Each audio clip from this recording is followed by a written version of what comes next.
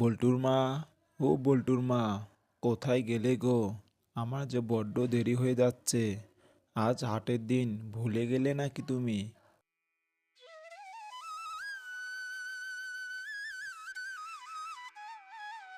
বাবা, তুমি একটু বসো। মা থালিতে ভাত বাড়ছে, দুটো মুখে দিয়ে তারপরে যাবা। না রে বাবা, বনে যেতে হবে। কাঠ কেটে সেগুলো আবার হাটে নিয়ে আসতে হবে। তারপর আবার বাজারে হাট করে ঘরে ফিরবো। এই তো আমি এসে গেছি, চলো তোমাকে খেতে দিচ্ছি। না গো না, আমি বরং বনের ফলমূল কিছু একটা খেয়ে নেব। আমাকে এখন যেতে হবে যে। জানো কতদিন থেকে ছেলেটা পাতে মাছও পড়ে না। পুকুরে দেখলাম পানি থই থই করছে, আঁচল দিয়ে ছেঁকলাম কিন্তু কোনো একটা চুনাকুটিও পেলাম না। আমাদের পুকুরেতে মাছ কেন হয় না বলো তো? আমাদের পুকুরেতে আগে অনেক মাছ হতো জানো। সেই মাছ বিক্রির টাকা দিয়ে আমাদের সংসার চলতো। আমার বাবা মারা যাওয়ার পর থেকে কি যে হলো, পুকুরটাতে আর কোনো মাছই হয় না। থাক, আমি আজ মাছ নিয়ে আসবো। বাবা, জানো শীত পড়ে গেছে, শুনেছি ফুলকপি খেতে নাকি ভারী মজা।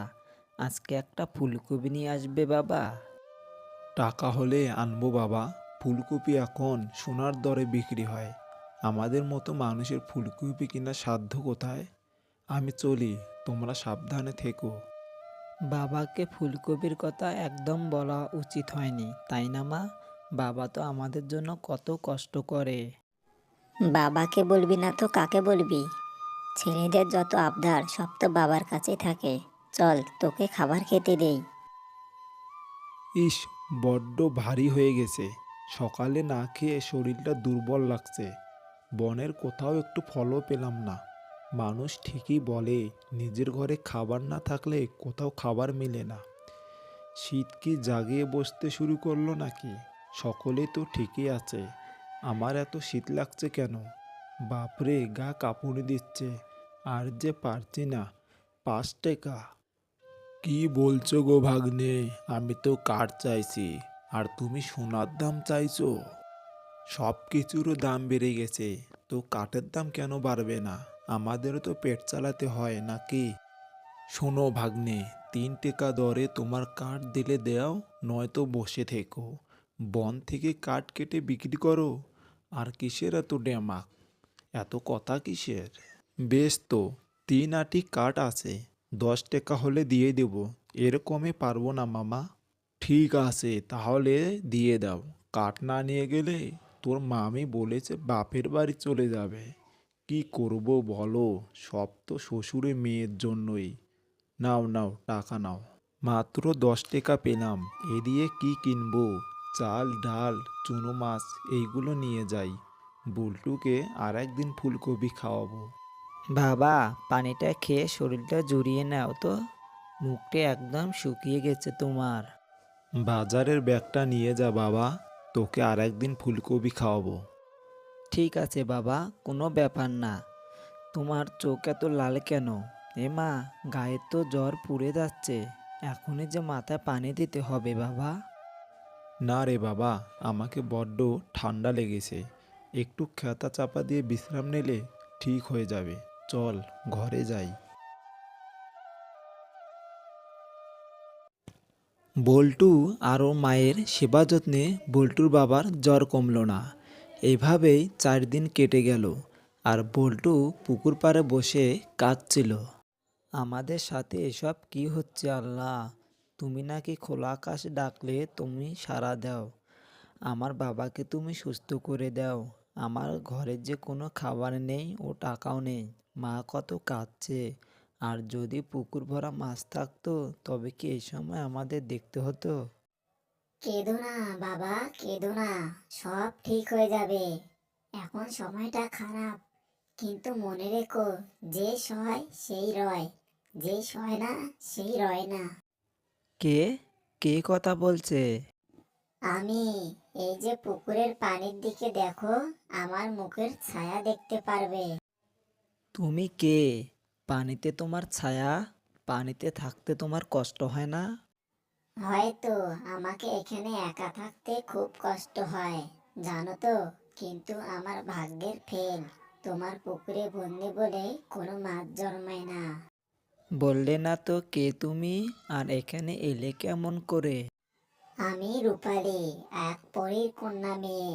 এক দুষ্ট মানুষ আমাকে সারা জীবন বন্দি করে রেখেছে। মানুষ আবার পরীকে কিভাবে বন্দি করতে পারে?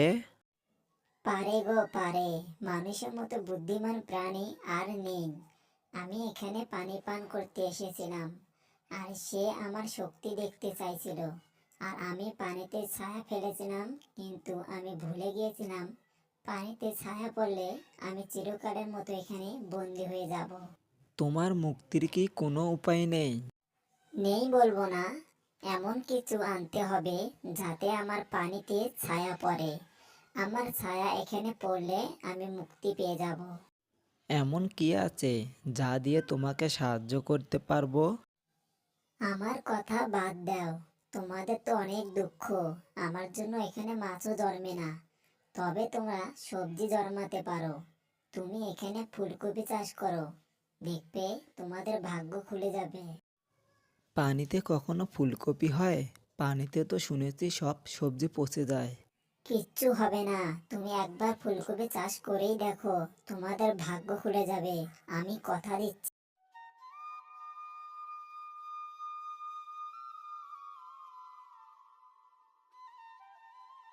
কোথায় গিয়েছিলে বাবা? মা, তোমার কাছে কিছু টাকা হবে? বাবা, আমার কাছে 2-1 টাকা হয়তো আছে, কিন্তু কেন? ও, বুঝেছি, নিশ্চয়ই বাদামওয়ালা এসেছে। দাঁড়া, দিচ্ছি। আমাকে 2 টাকার ফুলকপির বীজ দেন তো। কি বললি তুই? 2 টাকার ফুলকপির বীজ? বলি তোর মাথা খারাপ নাকি রে? 2 টাকার কোনো বীজ হয় নাকি? দিন না, যতটা হয় ততটাই দিন। কাল একটা বীজের প্যাকেট ইঁদুরে কেটেছে, ওটা দিতে পারি, তবে ফলন না হলে আমার কোনো দোষ নেই। যাক, বাঁচা গেল, নয়তো পুরো 6 টাকা লোকসান হয়ে যেত রে। বল্টু 2 টাকার বীজ নিয়ে পুকুরে চলে গেল এবং সব বীজগুলো পুকুরে ছড়িয়ে দিল এবং কিছুদিন পরে নে বাবা বল্টু, ঘরে ভাত রেডি করে রাখছি, তুই পুকুরে যা, পুকুরে যেয়ে গোসল করে আয়। গোসল করতে গিয়ে বল্টু তো অবাক, তাদের পুকুরে এত বড় বড় ফুলকপি হয়েছে। ফুলকপিগুলো তুলে নিয়ে বাজারে বিক্রি করে দাও বল্টু, তোমাদের অভাব চলে যাবে। বল্টু বড় একটা পাত্রে ফুলকপি তুলে নিয়ে বাজারে গেল এবং বাজারে সব সবজি বিক্রি করে সে নিজের জন্য কিছু সবজি নিল এবং তার হাতে একটা বড় মাছ এবং ফুলকপি নিয়ে আসলো বাড়িতে। শুনছো গো, শুনছো? দেখে যাও, কোথায় যাবো গো? এত বড় ফুলকপি, এত বাজার, এত মাছ, তুই এত টাকা কোথায় পেলি বাবা? পুকুরের ফুলকপি চাষ করেছি মা, তোমার দেওয়া 2 টাকার বীজ কিনেছিলাম। আজ নিজের পুকুরে ফুলকপি আর মাছ খাবো সকলে মিলে। বাবার জন্য ওষুধও এনেছি মা, আর এই নাও ফুলকপির বিক্রির টাকা। এত টাকা, এত টাকা একসাথে আমি কখনোই দেখিনি। পুকুরে আরও অনেক ফুলকপি আছে মা, কাল ওইগুলো বিক্রি করব, আমাদের আর অভাব থাকবে না মা। বল্টুর বাবা কুড়ুলে শান দিচ্ছিল, রোদের আলোতে কুড়ুল চকচক করেছিল। কুড়োলে নিজের মুখে ছায়া দেখা যাচ্ছে বাবা। তবে তো বুঝতে হবে শান দেওয়া সঠিক হয়েছে। বল্টু কুড়ুলটি নিয়ে পুকুরে গেল আর পুকুরের পানির উপরে কুড়ুলটি ধরল। কুড়ুলটির উপর রূপালির ছায়া পড়তেই বের হয়ে এলো। তোমাকে অনেক ধন্যবাদ বল্টু, তুমি এতদিনে আমাকে মুক্ত করেছো। আর তুমি আমাদের অভাব দূর করেছো, এবার তুমি তোমার আপনজনের কাছে ফিরে যাও। তোমাদের পুকুরে পানি অসুস্থ হয়ে গেছে, এতে কখনো মাছ পড়বে না, তবে 12 মাস ফুলকপি জন্মাবে, আর এই দিয়ে তোমার সুখে থাকতে পারবে। তোমাকে অনেক ধন্যবাদ। যদি আবার আমাকে কখনো দরকার হয়, এই পুকুর পাড়ে এসে আমাকে 3বার ডাকবে, আমি চলে আসবো। আর একটা কথা, তুমি কখনো কাউকে আমার কথা বলো না, তোমার আপনজন কেউ না। কথা দিলাম কখনো কাউকে কিছু বলবো না, তুমি ভালো থেকো। বিদায় বল্টু। বল্টু তাদের পুকুরে ফুলকপি চাষ শুরু করলো আর বাবা মাকে নিয়ে সুখে শান্তিতে দিন কাটাতে লাগলো।